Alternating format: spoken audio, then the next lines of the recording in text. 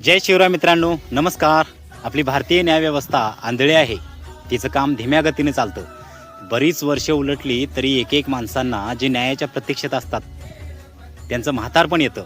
काही तर त्यातले न्याय बघण्यासाठी जिवंत पण राहत नाहीत. हे जरी आत्तापर्यंत घडलेल्या काही केसेसवरून खरं असलं तर या सगळ्या गोष्टींना खोटं ठरवत आणि लोकांच्या डोक्यात असणारे न्यायव्यवस्थेविषयी नकारात्मक दृष्टिकोन आणि भ्रामक कल्पना यांच्यावर मात करत पुण्याच्या नसरापूर घटनेतील भीमराव कांबळे नावाचा नराधम जो आरोपी आहे त्याला मरेपर्यंत फाशीची शिक्षा देण्याचा निकाल देऊन पुन्हा एकदा आपली न्यायव्यवस्था ही गतीनं काम करू शकते.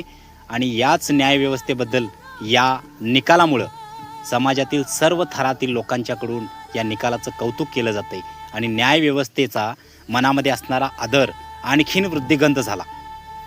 वेदू नावाची 4 वर्षाची चिमुरडी जिला फूस लावून या नराधामानं गोट्यात नेलं आणि तिच्यावरती अमानुष अत्याचार करून तिचा नाहक बळी घेतला गेला. आज खरोखर या निकालानं फक्त वेदूबाळाच्या आईवडिलांनाच नाही तर समाजातील प्रत्येक माणसाला न्याय मिळालेला आहे आणि वेदूबाळाच्या आत्म्याला आज खरोखर शांती मिळणार. पान के घर में देर है लेकिन अंधेर नाही असं म्हणतात. म्हणजे शेवटी विजय हा सत्याचाच होणार. इथून मागं सुद्धा सत्याचाच झालाय, आत्ता सुद्धा सत्याचाच होतोय आणि इथून पुढेही सत्याचाच होणार. जय हिंद, जय महाराष्ट्र.